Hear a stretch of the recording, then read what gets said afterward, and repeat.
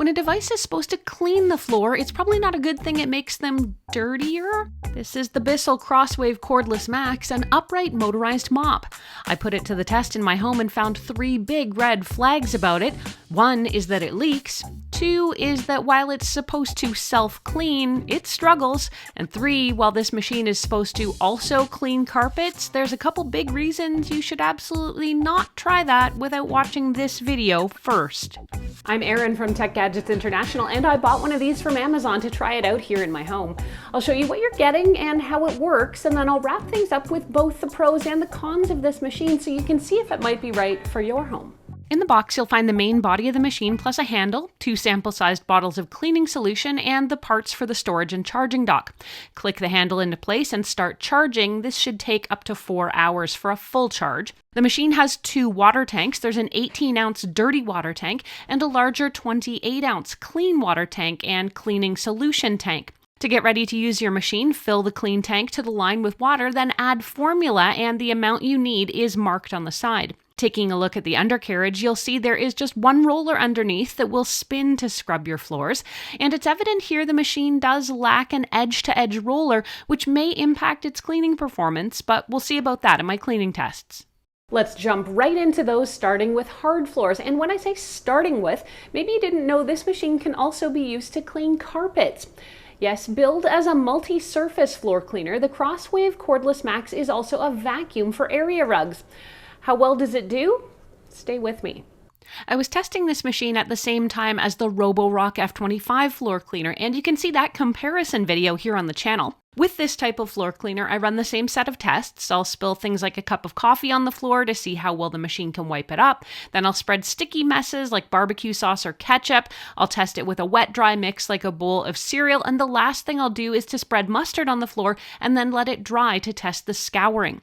To the coffee first, and you can see the Bissell mopped it all up easily. Now, I do want to call out something I noticed right away. When I turned the Bissell off, I noticed a lot of liquid had leaked out of the machine and back onto the floor. This was a pretty big red flag for me, meaning I had to go back and mop the floor again. Next, I spread barbecue sauce on the floor. The Bissell Crosswave Cordless Max had no trouble scrubbing up this sticky sauce. Next was a wet-dry mix of cereal, and the Bissell did leave a few small crumbs and smears behind. Finally, I spread mustard on the floor and then let it dry to test the scrubbing. Now, not surprisingly, this test spill takes a bit more work to scour away, so I'm going to speed things up for you. It took about 8 passes to get all the dried-on mustard scrubbed off the floor. But again, here I noticed that the Bissell machine left large wet spills across the floor after I turned it off and set it down. There was soapy mustard water all over the floor that again required remopping. The Bissell machine has a very large frame around the roller, almost as wide as my thumb. When I put it to the test for edge cleaning, it does leave a rather wide area that it just can't access, and that means it's not as effective as some other machines I've reviewed at getting under toe kicks, for example. One of the major selling points of a device like this is it's supposed to be able to clean itself, so you're always starting out your next cleanup with a fresh machine. Once you're done, place the Crosswave Cordless Max on the docking station and choose the self-clean option. The machine will go through a very quick cleaning cycle that really only lasts about 30 seconds, and in a very surprising development, the machine has no drying features for the roller. If you want it to dry thoroughly, you need to remove it from the machine and set it in the small dock to air dry. I will say that from having reviewed probably a dozen of this type of device, this is the only machine that forces you to disassemble it for drying, and it runs the shortest self-cleaning cycle I've ever encountered. Spoiler alert, it's not that effective. When I flip it over after running the cleaning cycle, there is so much extra mustard still smeared around the edges of the cleaner head that I can see it's going to make a huge mess of whatever it cleans next. And unfortunately for me, that's my living room rug. Now, because I didn't want to get stains all over the carpet, I did take the extra step here of completely cleaning and washing the underside edges and even removing the roller brush and wiping inside. Now, while I think this is 100% necessary for your next cleaning task, I am also pretty grouchy about it. I'm buying a floor washing machine so that it can clean my floors so I don't have to do the work, but having to take extra steps to hand clean it to ensure it's not spreading unwanted dirt or spills elsewhere around the house is a huge downside in my opinion. Between the poor self-cleaning and the mucky water leakage all over the floor, it really has me concerned about my next set of tests on my living room rug. Now, strangely, while the Bissell website clearly labels this product as a multi-surface floor cleaner that's able to do area rugs, the manual has no instructions for how to do this, so I'm really winging it here. There is a setting on the machine that lets you switch from washing your floors to vacuuming carpet, and from what I can tell from my testing, switching to carpet mode stops all water flow and offers only suction or vacuuming, thankfully. So it might be an important distinction here that the machine is not washing your carpets, it is vacuuming them only. I opted to try this first on a flat rug. On the surface, the Crosswave Cordless Max seems to be doing a decent job picking up visible dog hair and small debris. I ran it over the entire rug and it actually seemed to do all right.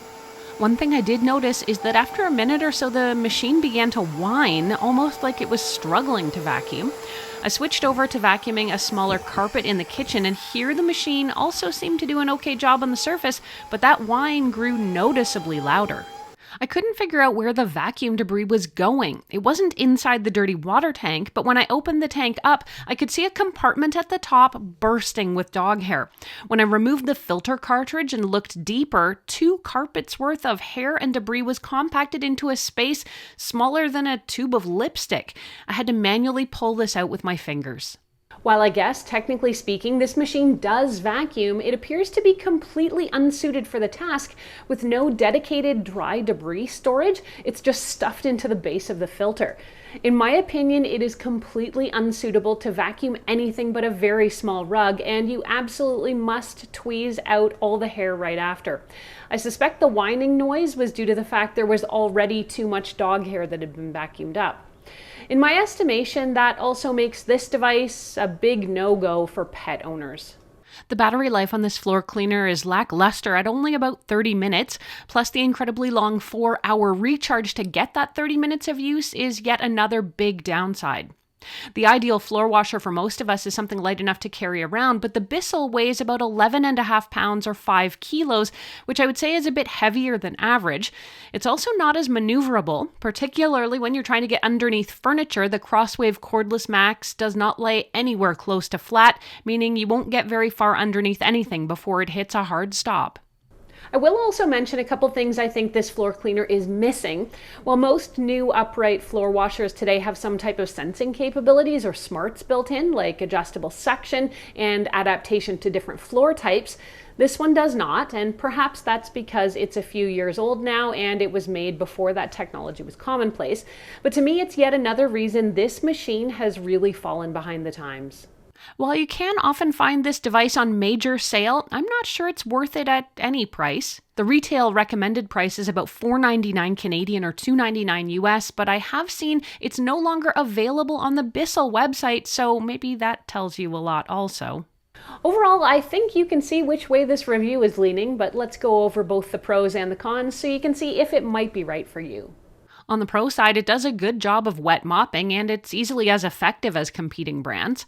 I can also share the machine was easy to assemble, and it's relatively intuitive to use.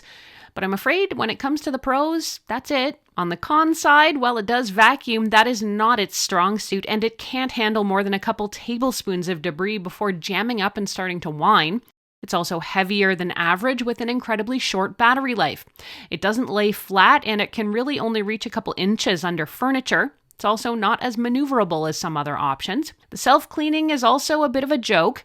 In my testing, it didn't do a good job at all, in part because I believe it doesn't use any heated water. It also requires you to manually remove the roller for drying, and I found in my testing it was safer to disassemble the device and hand clean it to prevent spreading dirty messes. It also leaked constantly when I was washing the floors if it wasn't immediately placed on its base station. To me, it's become obvious this is outdated technology in an era where a lot of other companies are innovating their floor washers every single year. My recommendation would be to run, don't walk away from this device, and set your sights on a better option. And for those, you'll want to check out my full review of the Roborock F25 or see the side-by-side comparison I did between the Roborock and this device. You can also check out what Tinco has to offer in the floor washer space, like the S9 Artist with Steam right now.